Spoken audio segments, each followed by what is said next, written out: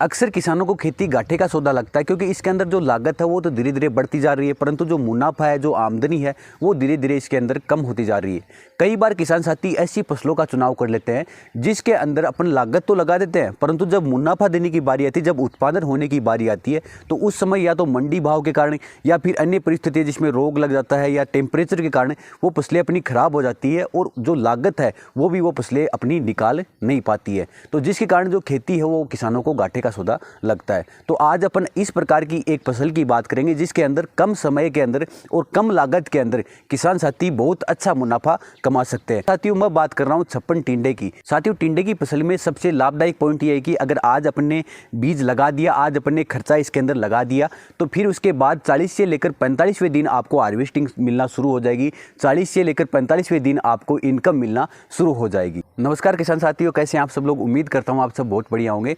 आज अपन बात कर रहे हैं छप्पन टिंडे की खेती के बारे में। किसान साथी छप्पन टिंडे को अलग अलग नामों से जानते हैं। कई किसान साथी इसको संकट टिंडा भी कहते हैं, कई किसान साथी इसको छप्पन कद्दू की खेती भी कहते हैं। तो किसान साथियों, आज अपन बात करेंगे कि किसान साथी छप्पन टिंडे की जो खेती है वो किस समय कर सकते हैं और खेती करते समय कौन कौन सी सावधानी रखनी है, खेत को किस प्रकार से तैयार करना है और कौन से बीजों का, कौन से किस्मों का आपको चयन करना है, और इसी के साथ कौन कौन से इसके अंदर स्प्रे निकालने हैं, कौन कौन से इसके अंदर रोग लगते हैं और इन रोगों का किसान साथी किस प्रकार से बचाव करते हैं। तो साथियों, शुरू करते हैं। सबसे पहले बात करते हैं किसान साथियों कि छप्पन टिंडे का लगाने का सही समय कौन सा है। तो किसान साथियों, कई किसान साथी इसको बोलते हैं कि आप इसको अगस्त में लगा सकते हैं या सितंबर फर्स्ट में आप इसको लगा सकते हैं, परंतु साथियों छप्पन टिंडे को लगाने का सही समय होता है 20 सितंबर के बाद। अगर आप इसको लगाना चाहते हैं अपने खेतों के अंदर तो आप 20 से लेकर 25 सितंबर तक आप इसको लगा सकते हैं। अगर आप इससे पहले लगा देते हैं तो टेम्परेचर ज़्यादा होता है और इस हाई टेम्परेचर के कारण जो छप्पन टिंडे की खेती है उसके अंदर वायरस आने का खतरा रहता है और इस वायरस के कारण जो छप्पन टिंडे की अपनी खेती है वो 5 से 7 दिन के अंदर ही अपनी पूरी की पूरी फसल खराब हो जाती है और जो अपन ने लागत लगाई है वो भी अपन उससे निकाल नहीं पाएंगे। तो आप इसका थोड़ा विशेष ध्यान रखें कि आप इसकी जो खेती है उसका सही समय ये रहेगा कि आप 20 सितंबर से लेकर 25 सितंबर या 30 सितंबर तक आप छप्पन टिंडे की बुआई कर सकते हैं अपने खेतों के अंदर। कई वीडियो भी देखता हूँ या अन्य जो किसान साथी हमें बताते हैं कि वो अपनी जो इस छप्पन टिंडे की बुआई है वो अगस्त लास्ट में करना चाहते हैं या सितंबर फर्स्ट में करना चाहते हैं, तो ये उनके लिए घाटे का सौदा साबित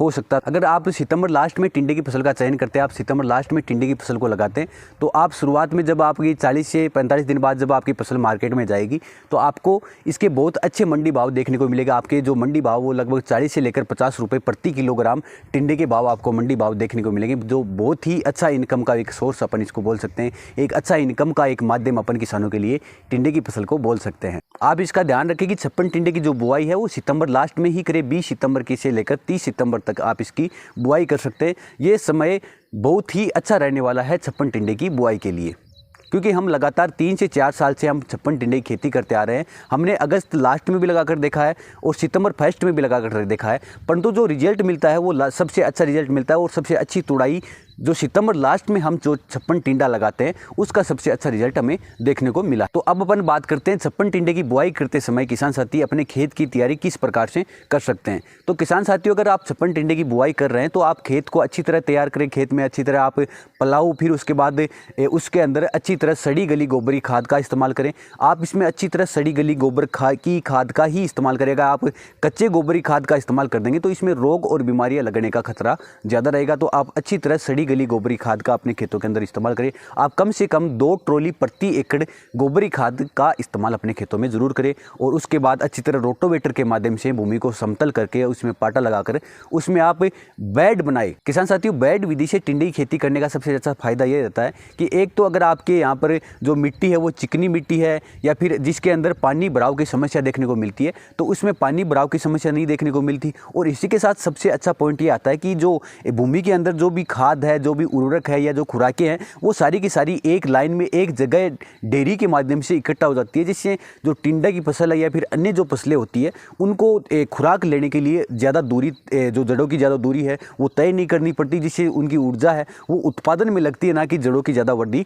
बढ़ाने में। किसान साथी, बेड बनाते समय या बेड बनाने से पहले अपने खेतों के अंदर जो DAP आती है, डाई अमोनियम फॉस्फेट, उसका इस्तेमाल कर सकते हैं। इसी के साथ जो सागरिका दानेदार आती है इफको की, उसका इस्तेमाल कर सकते हैं और इसी के साथ सल्फर बेंटोनाइट जो दानेदार आती है उसका इस्तेमाल अपने यहाँ पर बुआई में कर सकते हैं। या तो आप बेड बनाने से पूर्व अपने जो रोटोवेटर लगाते हैं उसके उसी समय आप अपने यहाँ पर छिटक विधि के माध्यम से जो डीएपी है वो डाल दीजिए। या फिर बेड बनाते समय जो उसमें ओरना बोलते हैं जिसके द्वारा अपन खाद उसके अंदर डालते हैं, तो उसके माध्यम से आप अपने यहाँ पर जो बेड बनाते समय ही ये जो उर्वरक है वो अपने यहाँ पर इस्तेमाल कर सकते हैं। किसान साथी बेड बनाने के बाद उसमें ड्रिप लाइन लगाते हैं, जो सिंचाई के लिए अपन ड्रिप लाइन लगाते हैं, वो लगाने के बाद उस पर 25 से लेकर 30 माइक्रोन का जो मल्च पेपर वो आप उस पर बिछा सकते हैं। किसान साथियों, मल्च पेपर बिछाने के बहुत सारे फायदे, एक तो आपका जो वीड होता है, जो खरपतवार होता है, उससे आप अपनी फसल को बचा सकते हैं। और इसी के साथ एक सबसे अच्छा रहता है कि जो अगर मल्च लगाते हैं तो उसमें बीजों का जमाव है, बीजों का जर्मिनेशन, अंकुरण है। और इसी के साथ मल्च के अंदर जो फल की क्वालिटी है, जो टिंडे की क्वालिटी, वो भी अपने को बहुत अच्छी देखने को मिलती है।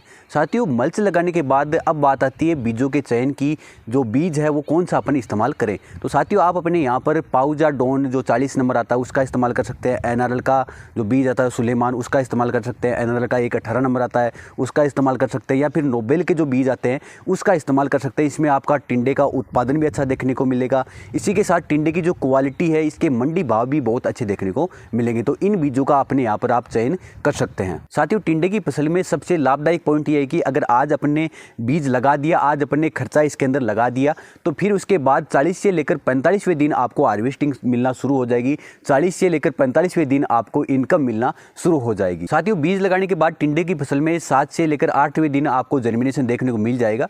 और उसके बाद जब जो टिंडे की फसल है, जो टिंडे का पौधा है, वो बढ़ना शुरू हो जाए, तो आप उसमें शुरुआत में हुमिक एसिड का इस्तेमाल कर सकते हैं। एनपीके 19-19 या एनपीके 18-18 का इस्तेमाल उसकी ग्रोथ के लिए कर सकते हैं। और इसी के साथ आप उसके अंदर स्प्रे के अंदर आप शुरुआत में किसी फंगीसाइड आप सीओसी का इस्तेमाल कर सकते हैं, या कार्बेंडाजिम मैनकोजेब का जो मिक्सर आता है उसका इस्तेमाल स्प्रे के माध्यम से उसके पत्तों पर कर सकते हैं। शुरुआत में टिंडे की फसल में लीफ माइनर का अटैक भी होता है, तो उसके लिए आप अपने यहाँ पर इमामेक्टिन का इस्तेमाल कर सकते हैं।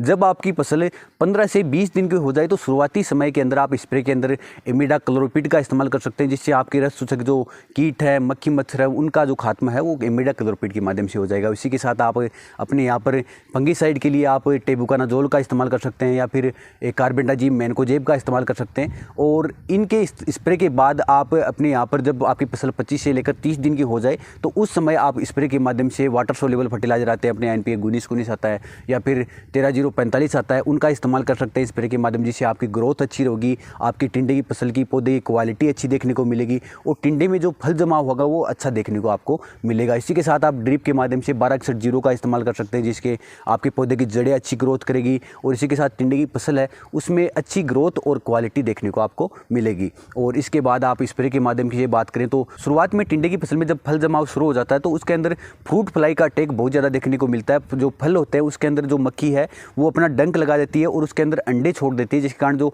फल होते हैं वो सड़ जाते हैं शुरुआत में। तो उसके लिए अपने यहाँ पर इमिडाक्लोरोपिड का इस्तेमाल करते हैं। और अगर आपके या अन्य कोई और पेस्टिसाइड आता है, जिस प्रकार से अपने यहाँ एक बायर का सोलोमन फेमस है उसके लिए, तो उसके लिए भी आप इस्तेमाल बायर का सोलोमन कर सकते हैं, जो कि जो फ्रूट फ्लाई के लिए बहुत अच्छा एक पेस्टिसाइड है। तो उसका भी इस्तेमाल अपने यहाँ पर खेतों के अंदर आप स्प्रे के माध्यम से कर सकते हैं। और शुरुआती समय में जब आपके फल जमाव शुरू हो जाए, तो उस समय आप ड्रिप के माध्यम से कैल्शियम या इसके साथ मैग्नीशियम, इन फर्टिलाइजरों का इस्तेमाल ड्रिप के माध्यम से कर सकते हैं, जिससे आपकी फल की क्वालिटी अच्छी देखने को मिलेगी, आपको उत्पादन भी अच्छा देखने को मिलेगा।